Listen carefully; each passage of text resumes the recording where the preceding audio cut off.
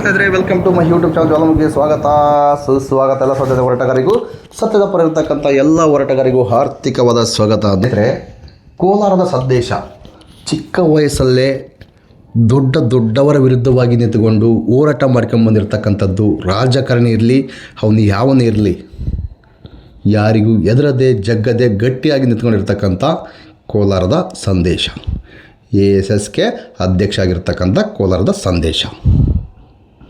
ಸೌಜನ್ಯ ಪ್ರಕರಣಕ್ಕೂ ಸಮೇತ ಸೌಜನ್ಯ ಹೋರಾಟಗಾರರಿಗೆ ಎಲ್ಪ್ ಮಾಡುವ ಉದ್ದೇಶನೋ ಅಥವಾ ನೊಂದವರ ಪರವಾಗಿ ನಿಂತ್ಕೋಬೇಕಂತೇಳಿ ಬಂದಿರತಕ್ಕಂಥ ಕೋಲಾರದ ಸಂದೇಶ ಅವರು ಒಂದು ವರ್ಷದ ಹಿಂದೆ ವಿಡಿಯೋ ಹಾಕಿದ್ರು.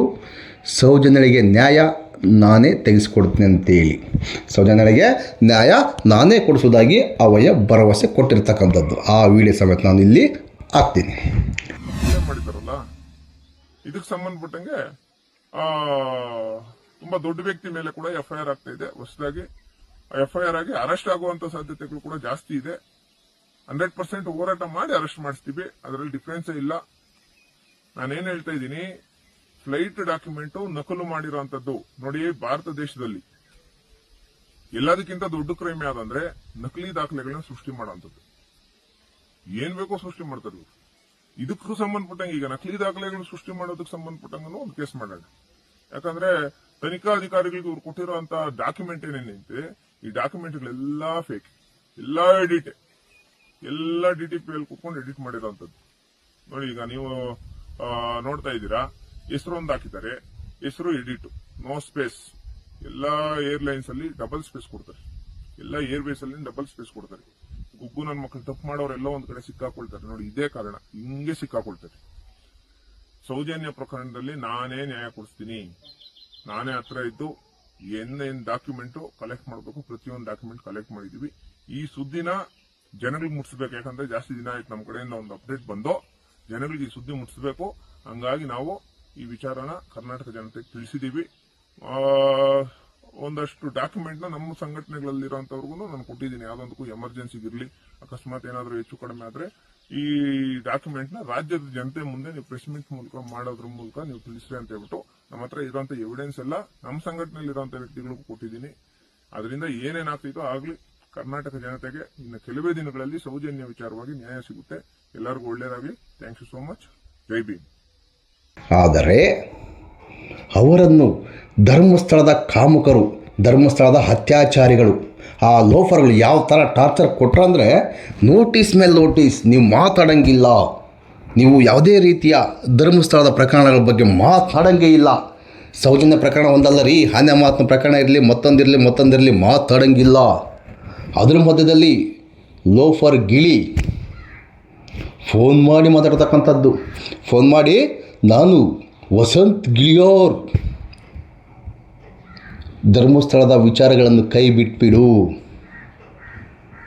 ಅದೇ ಥರನೇ ಇರ್ತಕ್ಕಂಥದ್ದು. ಆ ಹಾಡಿಯ ಸಮೇತ ನಾನು ಇಲ್ಲಿ ಹಾಕ್ತೀನಿ, ದಯವಿಟ್ಟು ಅದನ್ನು ಕೂಡ ಕೇಳಿಸ್ಕೊಂಡ್ಬನ್ನಿ.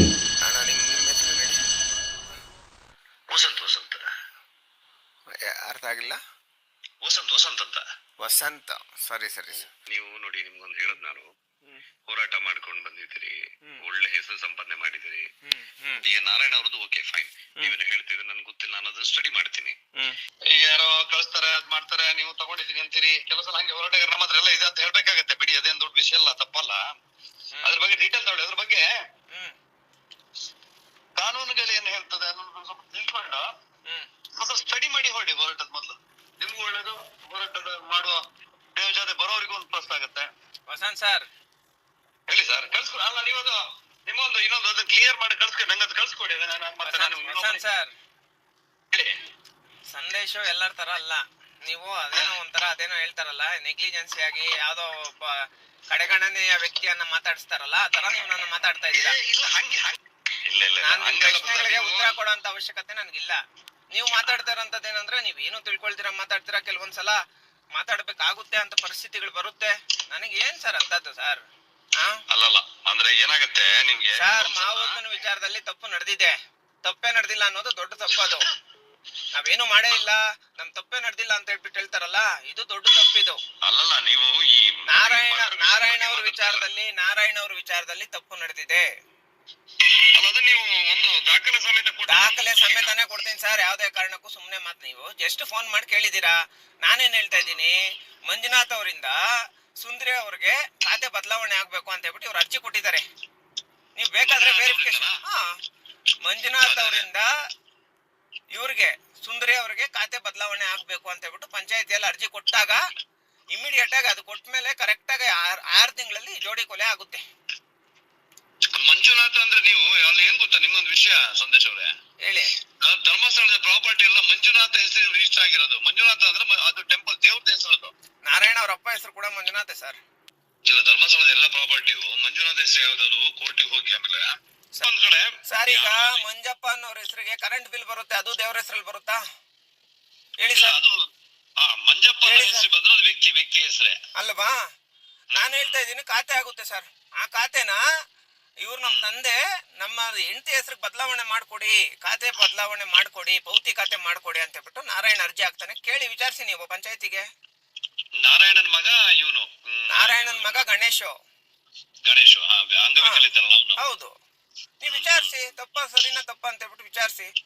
ನಾನು ಹೇಳ್ತಾ ಇರೋಂಥದ್ದು ನೀವು ವಿಚಾರಿಸ್ತೀರಾ ನನ್ನನ್ನ.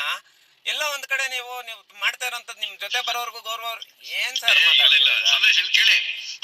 ಸರ್ 395 ಹೋರಾಟ ಮಾಡಿದೀನಿ ಸರ್. 395 ಹೋರಾಟದಲ್ಲಿ ಒಂದೇ ಒಂದು ನನ್ನ ಇತಿಹಾಸದಲ್ಲಿ ಒಂದೇ ಒಂದು ಹೋರಾಟ ಸೋತಿಲ್ಲ ನಾನು. ನೀವು ಚೆಕ್ ಮಾಡ್ಕೊಳ್ಳಿ, ಕ್ರಾಸ್ ಚೆಕ್ ಮಾಡ್ಕೊಳ್ಳಿ. ನಾನು ಒಂದು ಸಲ ಇಳಿದ್ರೆ ಆ ಕುಟುಂಬಕ್ಕೆ ನ್ಯಾಯ ಸಿಗೋ ತನಕ ನಾನು ಬಿಡಲ್ಲ ಸರ್. ಇದು ಎಲ್ಲರಿಗೂ ಗೊತ್ತು ವಿಚಾರ. ಈಗ ನಾನು ಮಧ್ಯಾಹ್ನ 11 ಗಂಟೆ ನಿಮ್ಗೆ ಫೋನ್ ಮಾಡ್ತೀನಿ. ಆದರೆ ನಮ್ಮ ಹೋರಾಟಗಾರರಿಗೆ ನಿರಾಸೆ ಮಾಡಲಿಲ್ಲ ಅನ್ಸುತ್ತೆ ನಮಗೆ. ಯಾಕಂದರೆ ರೀಸೆಂಟಾಗಿ ಒಂದು ವಿಡಿಯೋ ಹಾಕಿದ್ದ ಅವಯ್ಯ, ದಲಿತ ಸಂಘದ ಅಧ್ಯಕ್ಷ ಕೋಲಾರದ ಸಂದೇಶ್ ಅವರು ಇತ್ತೀಚೆಗೆ ಒಂದು ವಿಡಿಯೋ ಮಾಡಿ ಹಾಕಿದ್ರು. ನನ್ನಲ್ಲಿರುವಂಥ ಸಾಕ್ಷಿಗಳನ್ನು, ಅಂದರೆ ಆ ಲೋಫರ್ ಯಾವನೋ ಅಮೇರಿಕ ಹೋಗಿದ್ನಲ್ಲ, ಆ ದಾಖಲಾತಿ ಸಮೇತ ನನ್ನ ಹತ್ರ ಇದೆ ಅಂಥೇಳಿ ಹಿಂದೆ ವಿಡಿಯೋ ಮಾಡಿದ್ದ. ಅದೇ ದಾಖಲಾತಿ ಏನಾದರೂ ಆ ದಾಖಲಾತಿ ಏನಾದರೂ ತಗೊಂಬಂದು ಇವಾಗೇನು ತನಿಖೆ ಮಾಡ್ತಾರಲ್ಲ, ಸುಪ್ರೀಂ ಕೋರ್ಟ್ ಆದೇಶ ಆಗಿದೆಯಲ್ಲ, ಆದೇಶ ಆಗಿರ್ತಕ್ಕಂಥ ಸಂಸ್ಥೆಗೆ ಕೊಡ್ತೀನಿ ಅಂತೇಳಿ ಅವೇ ಹೇಳಿರ್ತಕ್ಕಂಥದ್ದು. ಕೊಟ್ಟರೆ ಧರ್ಮಸ್ಥಳದ ಕಾಮಂದನ ಲೋಫರ್ ತಮ್ಮನ ಮಗ ಜೈಲಿಗೆ ಹೋಗೋದಂತೂ ನಿಶ್ಚಿತ, ಖಂಡಿತವಾಗಿ ಹೋಗ್ತಕ್ಕಂಥದ್ದು. ಆ ಭರವಸೆ ನಮಗಿದೆ. ಅವರು ದಯವಿಟ್ಟು ಸಾಕ್ಷಿಗಳಿಗೆ ಎದುರಿಸುವಂಥ ಪ್ರಯತ್ನ ಮಾಡೇ ಮಾಡ್ತಾರೆ. ಕೋಲಾರದ ಸಂದೇಶ್ ಅವರೇ ಸುಪ್ರೀಂ ಕೋರ್ಟ್ಗೆ ಅಪ್ರೋಚ್ ಮಾಡಿ, ಇಲ್ಲ ಹೋರಾಟಗಾರರಿಗೆ ಅಪ್ರೋಚ್ ಮಾಡಿ. ಸಾಕ್ಷಿಗಳಿಂದವಿದ್ದಾವೆ ನೋಡಿ, ಕರ್ಕೊಂಡೋಗಿ ತೋರಿಸಿ, ಸುಪ್ರೀಂ ಕೋರ್ಟಿಂದ ರಕ್ಷಣೆ ಕೊಡಿ ಅಂತ ಕೇಳ್ಕೊತಕ್ಕಂಥದ್ದು. ಸುಪ್ರೀಂ ಕೋರ್ಟ್ ರಕ್ಷಣೆ ಸುಪ್ರೀಂ ಕೋರ್ಟ್ ಮುಂದೆ ಆದರೂ ತೋರಿಸಿ, ಅಥವಾ ಹೋರಾಟಗಾರರ ಮುಂದೆ ಆದರೂ ತೋರಿಸಿ ಅವರಿಗೆ ಸೂಕ್ತ ಭದ್ರತೆ ಒದಗಿಸುವಂಥ ಕೆಲಸ ಮಾಡಿ. ಇಲ್ಲಾಂದರೆ ಆ ಸಾಕ್ಷಿಗಳ ಸಮೇತ ಈ ಲೋಫರ್ಗಳು, ಧರ್ಮಸ್ಥಳದ ಕೊಲೆಗಡಕರು, ಕಾಮುಕರು ಸಾಯಿಸುವುದಕ್ಕೆ ಕೂಡ ಏಸುವುದಿಲ್ಲ. ನಿಮಗೆ ನಿಮ್ಮ ಫ್ಯಾಮಿಲಿಗೂ ಈ ಲೋಫರ್ಗಳು ಏನು ಬೇಕಾದ್ರೂ ಮಾಡ್ಬೋದು. ಹಾಗಾಗಿ ಹೇಳ್ತಕ್ಕಂಥದ್ದು, ನೀವು ಸೂಕ್ತ ಭದ್ರತೆಯನ್ನು ತಗೊಳ್ಳಿ. ಮೊದಲೇ ನಿಮ್ಮ ಮೇಲೆ ಅವನು ಯಾವನೊಬ್ಬ ರಾಜಕಾರಣಿ ಸಮೇತ ನಿಮ್ಮ ಮೇಲೆ ಭಾಳ ಕಣ್ಣಿಟ್ಕೊಂಡಿದ್ದಾನೆ. ಹಾಗಾಗಿ ಹೇಳ್ತಕ್ಕಂಥದ್ದು, ಅವರೇನೋ ರೌಡಿಗಳ ಆ ಥರ ಈ ಥರ ಅಂತೇಳಿ ನ್ಯೂಸ್ ಬರ್ತಾಯಿದೆ. ಅವರೇ ರೌಡಿಗಳ ಇನ್ನೊಬ್ರಿಗೆ ನನಗೆ ಗೊತ್ತಿಲ್ಲ ಅದು. ಆದರೆ ನೀವು ಸೂಕ್ತ ಭದ್ರತೆ ತಗೊಂಡು ಆರಾಮ್ ನೆಮ್ಮದಿಗಿರಿ. ಸೌಜನ್ಯ ಹೋರಾಟಕ್ಕೆ ಬೆಂಬಲ ಸದಾ ಕೊಡ್ತಾಯಿರಿ. ಅವಾಗವಾಗ ವಿಡಿಯೋ ಮಾಡ್ತಾಯಿರಿ. ಇಲ್ಲಾಂದರೆ ನಿಮ್ಮ ಮೇಲೆ ಸಂದೇಶನ ಮೇಲೆ ಸಂದೇಹ ಬರುತ್ತದೆ. ಇದನ್ನು ನೆನಪಿನಲ್ಲಿಟ್ಕೊಳ್ಳಿ. ಅಟ್ಲೀಸ್ಟ್ ಫೋನ್ ಮಾಡಿ ಆದರೆ ಹೇಳಿ, ಇಲ್ಲ ನಿಮ್ಮಲ್ಲಿರ್ತಕ್ಕಂಥ ಸಾಕ್ಷಿಗಳನ್ನು ನಮ್ಮ ಹಿರಿಯ ಹೋರಾಟಗಾರರಾದ ಮಹೇಶ್ ಅಣ್ಣನಿಗೋ ಅಥವಾ ಗಿರೀಶ್ ಅಣ್ಣನಿಗೆ ತಲುಪಿಸುವಂಥ ಕೆಲಸ ಮಾಡಿ. ನಮಸ್ಕಾರ. ಬೇಜಾರ ಕೋಬಿಳಿ ಸಂದೇಶ್ ಅವರೇ, ನಿಮ್ಮ ಬಗ್ಗೆ ನಮಗೆ ಅಪಾರವಾದ ಗೌರವ ಇದೆ. ನಮ್ಮ ಸೌಜನ್ಯ ಹೋರಾಟಕ್ಕೆ ನಿಮ್ಮ ಬೆಂಬಲ ಭಾಳ ಮುಖ್ಯ. ನೀವು ಬರೀ ನಿಮ್ಮದು ಒಂದೇ ಅಂತಲ್ಲ, ಇಡೀ ನಮ್ಮ ರಾಜ್ಯದ, ನಮ್ಮ ದೇಶದ ಹೋರಾಟಗಾರರ ಬೆಂಬಲ ಈ ಸೌಜನ್ಯ ಹೋರಾಟಕ್ಕೆ ಬೇಕು. ಮತ್ತು SIT ರಿಪೋರ್ಟನ್ನು ಮುಚ್ಚಿ ಹಾಕಲು ಹೊರಟಿದ್ದಾರಲ್ಲ ಈ ರಾಜಕಾರಣಿಗಳು, ಇವರ ಬಗ್ಗೆ ಸಮೇತ ಉಗ್ರ ಹೋರಾಟ ಮಾಡಬೇಕಾಗುತ್ತದೆ. ಅದಕ್ಕೋಸ್ಕರನೇ ಪ್ರತಿಯೊಬ್ಬರಲ್ಲೂ ನಮ್ಮ ಬೇಡಿಕೆ, ಎಲ್ಲ ಹೋರಾಟಗಾರರು ಸಹಕರಿಸಬೇಕು. ಧರ್ಮಸ್ಥಳದಲ್ಲಿ ಏನೆಲ್ಲ ಅನಾಹುತಗಳಾಗಿದ್ದಾವೆ ಅದಕ್ಕೆಲ್ಲ ನಿಮ್ಮ ಸಹಕಾರ ಬೇಕು ಹೋರಾಟ ಮಾಡೋದಕ್ಕೋಸ್ಕರ. ಮತ್ತು ನಮಗೆ ದುಡ್ಡಿನ ಮತ್ತೊಂದು ಅವಶ್ಯಕತೆ ಇಲ್ಲ. ಹೋರಾಟಕ್ಕೆ ಬನ್ನಿ.